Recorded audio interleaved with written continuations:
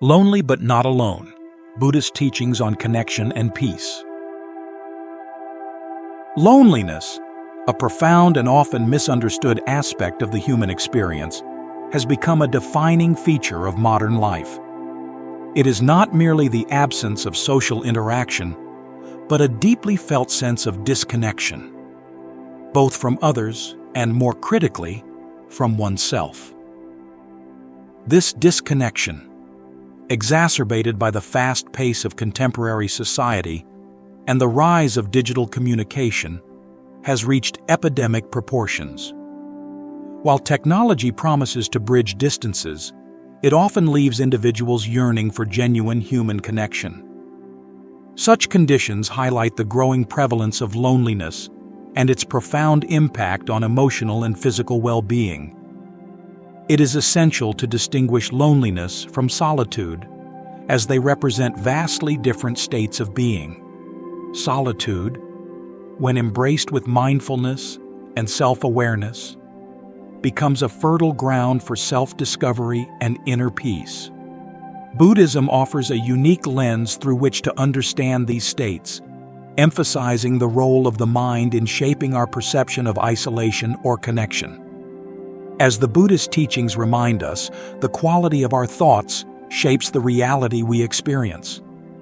Wayne Dyer's words, "You cannot be lonely if you like the person you're alone with," align harmoniously with this wisdom, underscoring the transformative power of self-acceptance. The Buddha's teachings provide invaluable insights into the nature of loneliness and its antidotes.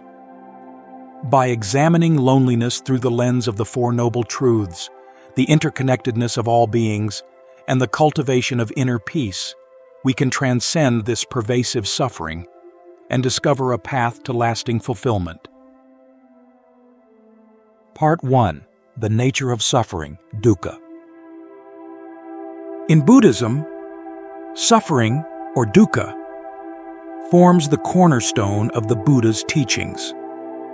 Dukkha encompasses not only physical pain or emotional distress, but also the underlying dissatisfaction that pervades existence. Loneliness, as a manifestation of dukkha, emerges when we cling to attachments or harbor aversions. These tendencies are central to human behavior and reveal the depth of suffering in our lives.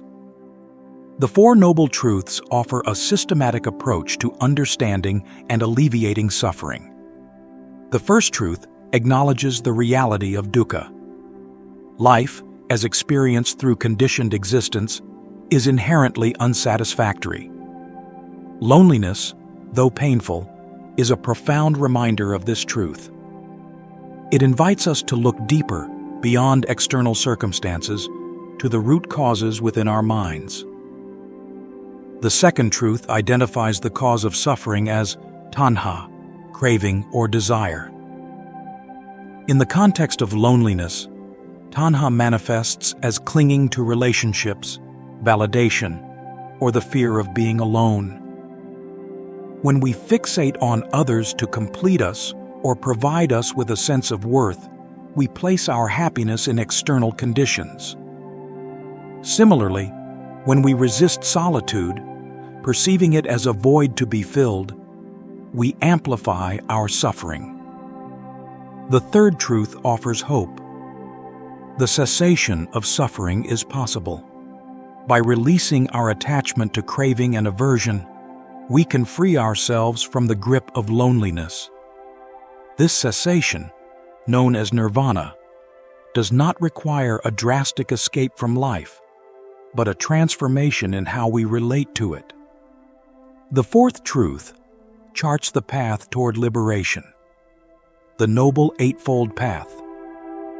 Practices such as right understanding and right effort guide us toward a balanced relationship with ourselves and others.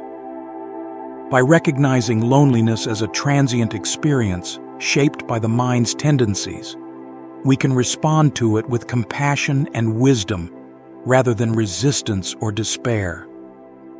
The Buddha illustrated this beautifully in the story of 𝐂𝐴𝐸, a young mother devastated by the loss of her child. Consumed by grief and isolation, she sought the Buddha's help. He instructed her to bring a mustard seed from a household untouched by death. As she visited home after home, 𝐂𝐴𝐻𝐸 realized the universality of suffering. Her pain, though deeply personal, was not unique. This awakening to shared experience alleviated her loneliness, transforming it into an opportunity for spiritual growth. By viewing loneliness through the lens of dukkha, we can begin to see it not as a curse, but as a teacher. It points us toward the deeper truths of existence and invites us to cultivate an inner refuge, one that does not rely on external validation or circumstances. Part 2. Interconnectedness, pratītyasamutpāda. The Buddhist concept of pratītyasamutpāda, or dependent origination, reveals the interconnected nature of all phenomena. It teaches that nothing exists independently. Everything arises in dependence on causes and conditions. This profound truth dismantles the illusion of separation, which is the root of loneliness. Loneliness often stems from the belief that we are isolated individuals, separate from the world around us. This perception creates a sense of alienation, cutting us off from the richness of interconnected life. The teachings of pratītyasamutpāda remind us that such isolation is an illusion. Just as a flower depends on sunlight, soil, and water to bloom, our lives are inextricably linked to countless beings and conditions. Practices such as loving-kindness meditation, metta, help us internalize this truth. In metta meditation, we cultivate unconditional goodwill for ourselves, our loved ones, neutral individuals, and even those who challenge us. As this circle of compassion expands, it dissolves the barriers of self and other, fostering a profound sense of connection. Through regular practice, we come to see that the loneliness we feel is not a reflection of reality, but a construct of the mind. Practical examples of interconnectedness abound in daily life. Consider the simple act of eating a meal. The rice in your bowl comes from farmers who cultivated it, rain clouds that watered the fields, and the sun that nourished its growth. The meal connects you to the earth, the ecosystem, and the countless beings involved in its preparation. Recognizing these connections transforms mundane acts into opportunities for gratitude and mindfulness. The Buddha emphasized this truth when he described the principle of mutual care within the Sangha, or monastic community. Monks and nuns were encouraged to care for one another, especially the sick and vulnerable, as an expression of interconnectedness. This practice of compassion and service extends beyond the monastic setting, reminding us that our well-being is tied to the well-being of others. When we embrace interconnectedness, loneliness loses its grip. It becomes clear that the boundaries we perceive are not fixed, but fluid. Our individual suffering is part of a collective experience, and our joys are interwoven with the joys of others.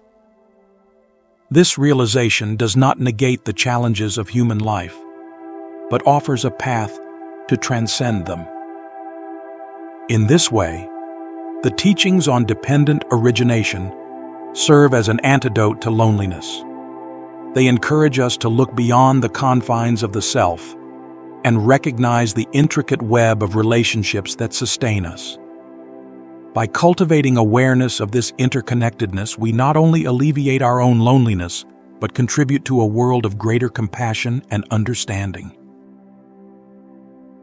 Part 3. The Power of Solitude. Solitude holds a transformative power often overlooked in a society that equates busyness with purpose and social activity with fulfillment.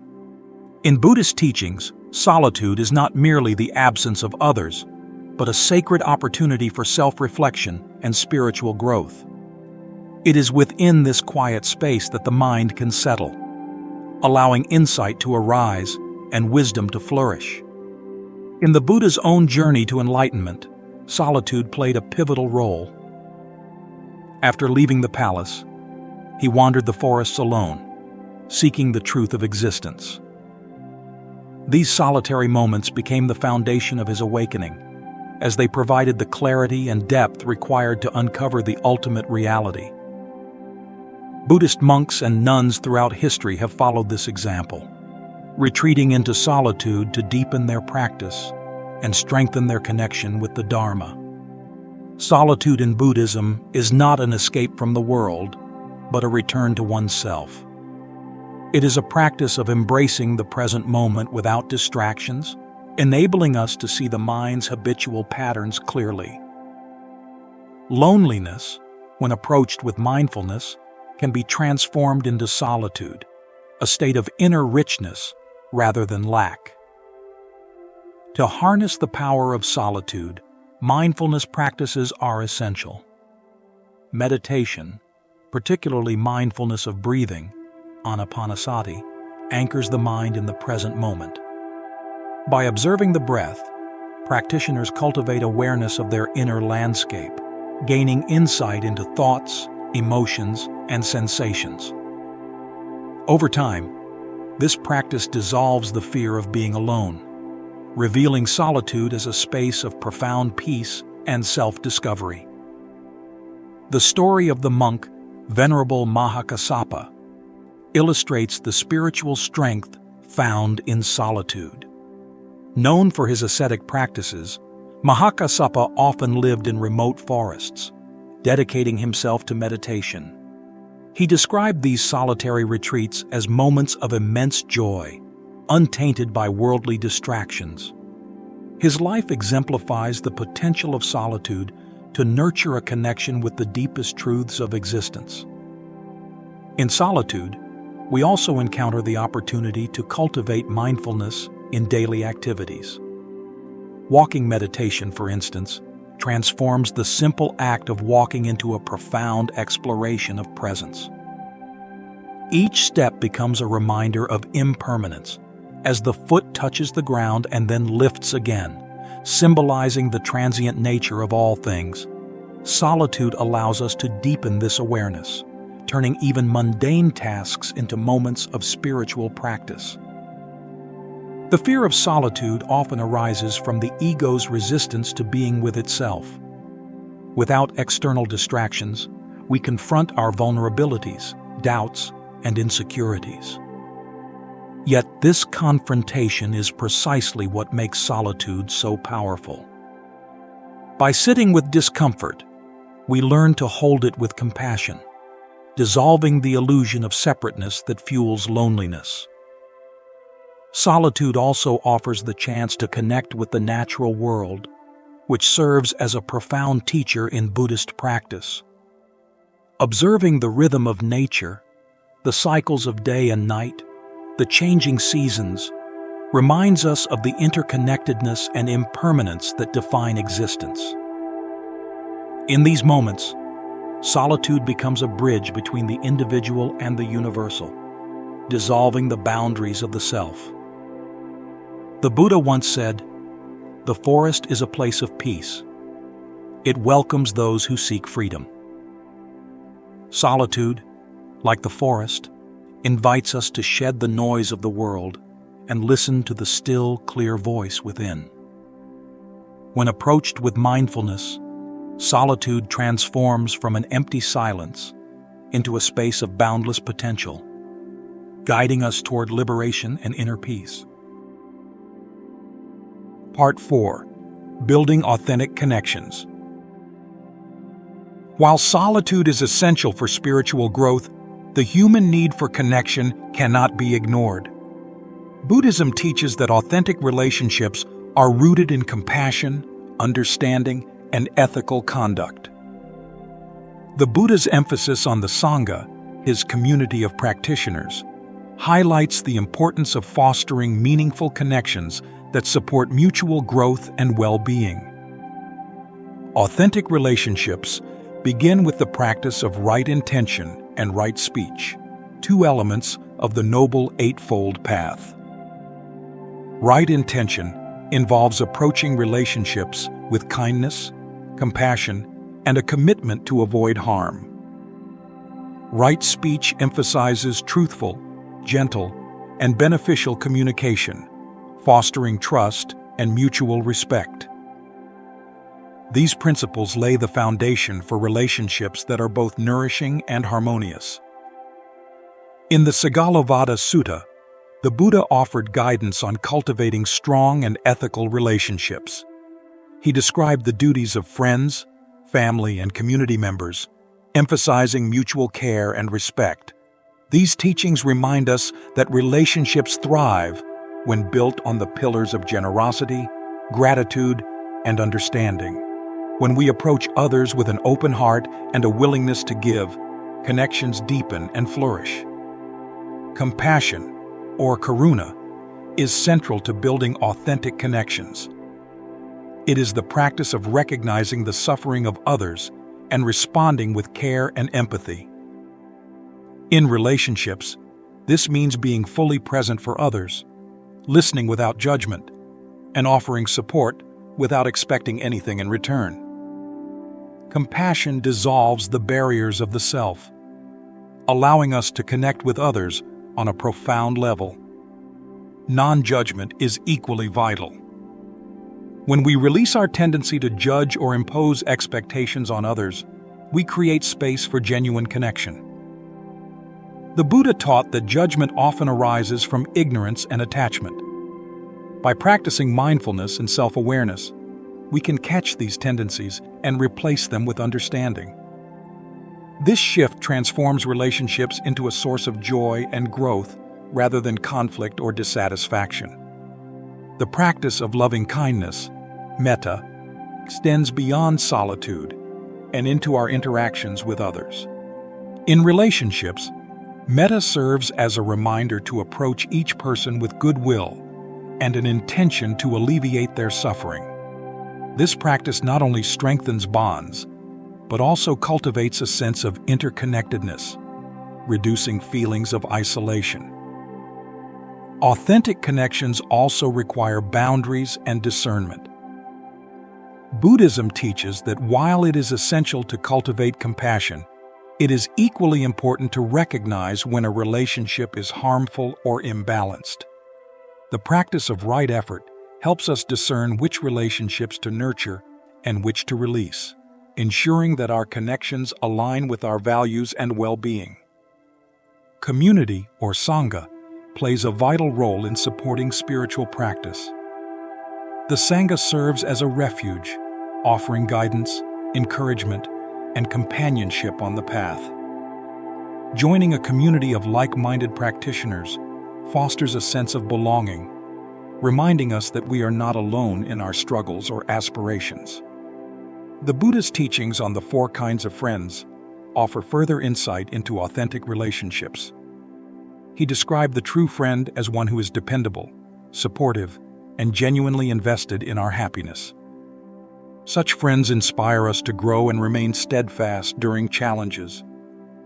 By cultivating these qualities in ourselves and seeking them in others, we create connections that uplift and sustain us. Building authentic connections does not mean avoiding solitude. Rather, it involves balancing solitude with meaningful relationships. The two complement each other, as solitude deepens self-awareness and emotional resilience, while connection enriches our lives with shared joy and understanding. Together, they form a harmonious foundation for a fulfilling and spiritually grounded existence. In the journey of life, relationships serve as mirrors, reflecting our strengths and weaknesses. They offer opportunities to practice compassion, patience, and humility, drawing us closer to the truths of interdependence and impermanence. By aligning our interactions with the Buddhist teachings, we transform relationships into a sacred practice, nurturing both ourselves and those around us. Part 5. Cultivating Inner Peace. Inner peace is not a fleeting emotion or a temporary reprieve from life's challenges. It is a steady foundation rooted in the Buddhist principles of mindfulness, impermanence, and non-self. In a world filled with uncertainty, cultivating inner peace allows us to remain centered, resilient, and compassionate, regardless of external circumstances. The Buddha's teachings emphasize that peace arises from within, independent of external factors. As he declared, "Peace comes from within. Do not seek it without." This profound insight reminds us that the conditions for peace are always present, waiting to be uncovered through diligent practice. Mindfulness meditation lies at the heart of this process. By observing the present moment without judgment, mindfulness allows us to recognize the transient nature of our thoughts, emotions, and experiences. This awareness creates space between ourselves and our reactions, enabling us to respond with wisdom rather than reactivity. Over time, mindfulness transforms the mind into a tranquil refuge, unaffected by the turbulence of the outside world. The reflection on impermanence, anicca, is another powerful tool for cultivating inner peace. Loneliness, frustration, or sorrow often arise when we cling to the illusion of permanence, expecting people, situations, or emotions to remain unchanged. By contemplating the ever-changing nature of existence, we learn to let go of attachments and embrace life as it is. This practice eases the pain of loss and diminishes the fear of uncertainty, creating a deeper sense of equanimity. The concept of non-self, anatta, further supports inner peace. By releasing the rigid identification with the ego, the I and mine, we dissolve the boundaries that separate us from others and the world. This realization brings freedom from self-centered desires and insecurities, opening the door to genuine compassion and a sense of unity with all beings.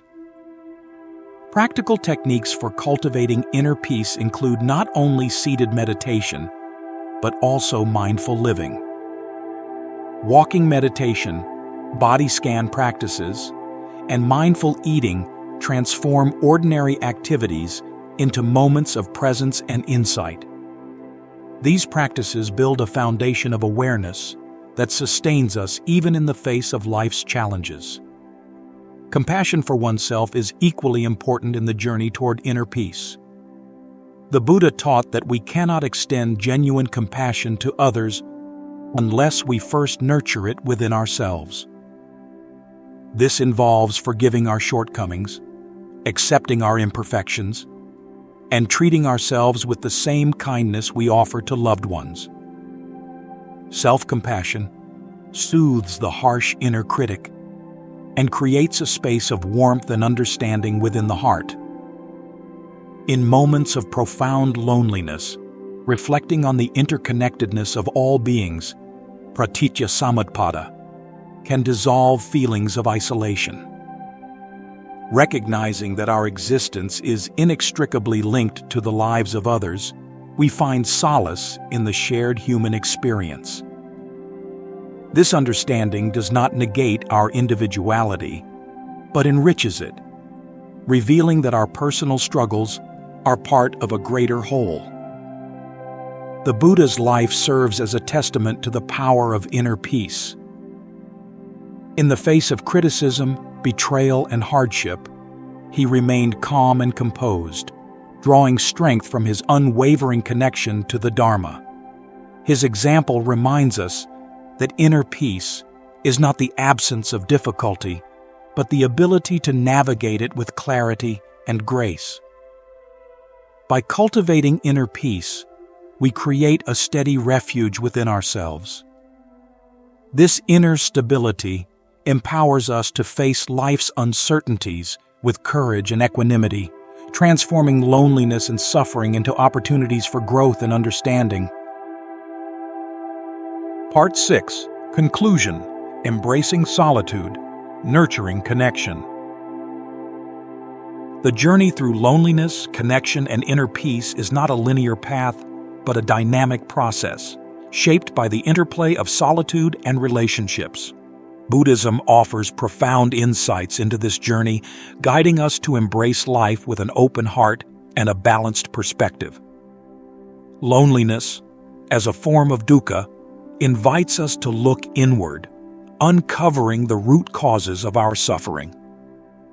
By understanding the transient nature of emotions and the interconnectedness of all beings, we transcend the illusion of isolation and discover a deeper sense of belonging. Solitude becomes a sanctuary for self-discovery, while authentic connections enrich our lives with joy and purpose. The teachings of impermanence and non-self remind us that peace is not something to be achieved or acquired, but a natural state that arises when we release clinging and aversion. This peace enables us to navigate life with resilience and compassion, contributing to the well-being of ourselves and others. As the Buddha taught, thousands of candles can be lit from a single candle, and the life of the candle will not be shortened. Happiness never decreases by being shared. This wisdom encapsulates the essence of the Buddhist approach to loneliness and connection. When we cultivate inner peace and extend it outward, we not only alleviate our own suffering, but also illuminate the lives of those around us. In embracing solitude and nurturing connection, we find a harmonious balance that allows us to live fully and authentically. These practices are not merely philosophical concepts, but practical tools for transforming our lives and the lives of others. Through mindfulness, compassion, and self-awareness, we embark on a path of healing and awakening, grounded in the timeless wisdom of the Dharma. May these teachings inspire you to explore the depth of your inner world, build meaningful connections, and approach life with an open heart and a peaceful mind.